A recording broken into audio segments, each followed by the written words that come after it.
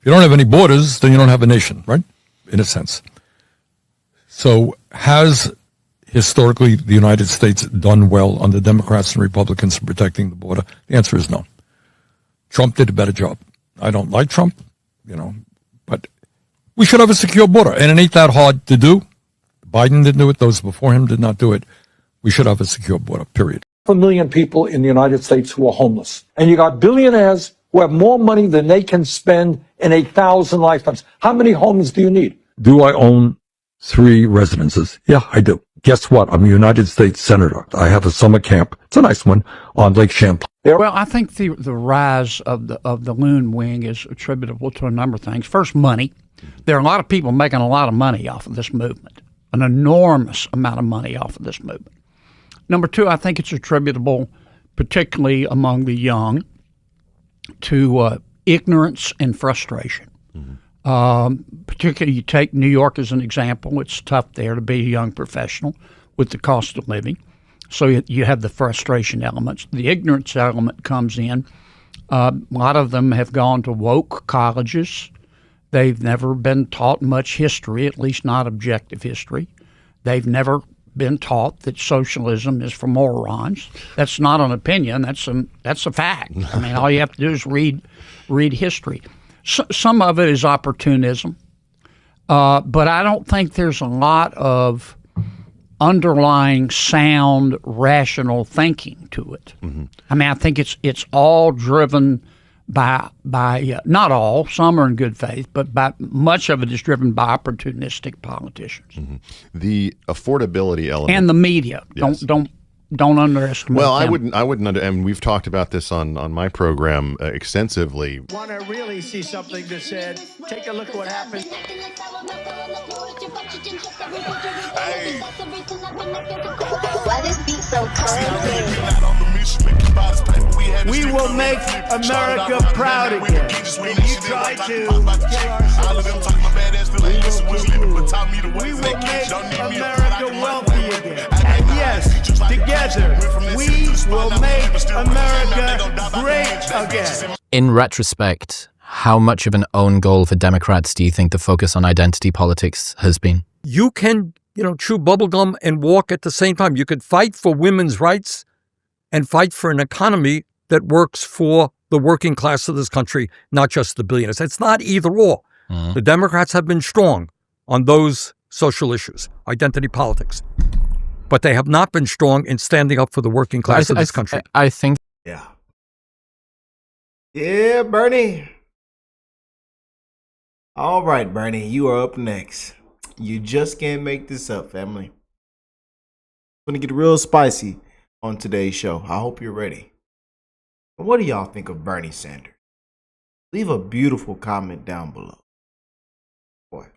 That the focus on identity politics, unless the Democratic Party has a sane answer to questions around immigration, crime, trans activism, DEI, I think it's going to be difficult to get the electorate to resonate. I mean, look at what was the most powerful ad that was run during the campaign? Kamala is for they, them, Trump is for you. First thought, I am not going to argue with you as to whether or not the Democrats have, by and large, turned their backs on the economic needs of working people. To focus on other issues? Yes. I've been making that point for quite a while. And the other critique of the Democrats is they have refused to recognize the severity of the crises that we face. As you and I speak, there's real pain in this country. Right? People are really struggling. It's kind of a double whammy, right? That you are focusing on. They refuse to work on them about everything. No common sense. But hey, everybody, stay woke. And hey, we think everything should just be free. That'll work out too as well. Yeah. Something which only affects a minority of people, which is pretty horrendous in terms of messaging, which doesn't seem to resonate in the same way.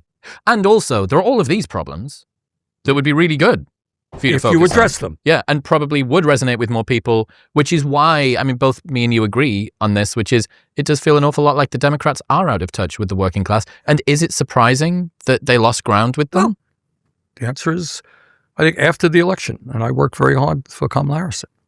After the election, I said something to the effect that we should not be surprised that after the Democrats abandoned the working class of this country, the working class abandoned the Democrats. Fatherlessness.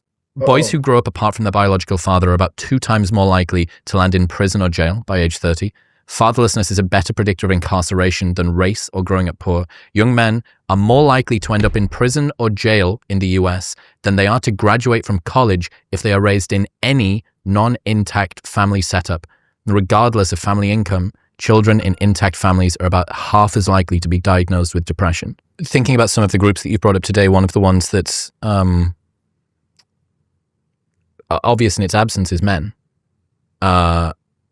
Why have the left tended to not talk about men's issues, do you think?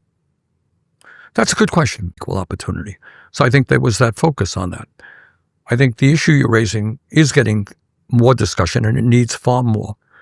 Is that what we have seen right now? And I was on a plane coming from Washington back to Vermont, sitting next to a woman, and she's visiting her daughter at the University of Vermont. And we were chatting, and she mentioned to me that something like over 60% of the kids in her daughter's class were women. Correct. Okay. 2 women for every 1 man completing a 4-year US college degree, basically. All right. Not a good situation. Yeah. That's a bigger gap than when Title IX came in 50 years ago. All right. The other direction. This is a serious issue. And I think it is not incompatible to say that we believe in women's rights, the right of women to control their own body, that we don't want women to be second-class citizens. But say at the same thing, of course, we want our young men to be able to have all of the opportunities that they deserve as well. Suicide rates among men under 30 have risen by 40% since 2010 and are 4 times higher than among young women. Male suicides account for as many deaths as breast cancer. Men are less likely than women to go to college or to buy a home. They're more likely to be lonely and more vulnerable to addiction. Young white men from lower income homes are worse off than their fathers on almost every economic and social indicator. Yep. There is a bigger gender gap on campuses today than in 1972 when the government passed Title IX to prevent sex-based discrimination in education. But today, the disparities in college enrollment and performance are the other way around. There is no strong evidence that young men are turning against gender equality, but they have turned away from the left because the left has turned away from them. The problems of your... Yeah. Pretty sure we all knew that, you know? The left, Democrats. Democrat Party is done, man. You know? God, and spit on we the people, the American people. We care so much for illegals. Can't tell us what a man or a woman is. Have no common sense. And again, everybody stay woke. And remember, we must all hate the big bad orange man. Our democracy. Remember it, democracy. You know. And we want everything to be free. You know. We must be lazy and sit around and eat Cheetos and play video games all day. And plant the tree in the ground, and then the tree will grow and money will fall off the tree. You know. I'll tell you. But the hypocrisy is real, man. These hypocrites, these hypocrite frauds, these politicians, you know. And this is why so many people resided with President Trump. This past election.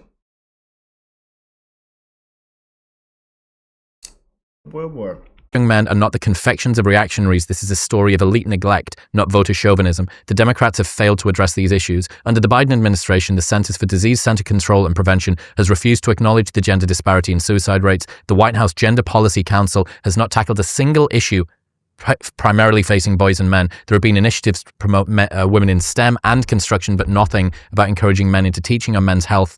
There is women's health research initiatives, but no office on men's health. The Democrats and progressive institutions have a massive blind spot when it comes to male issues, and this was exposed in the election. At worst, men are seen as not having problems, but as being the problem.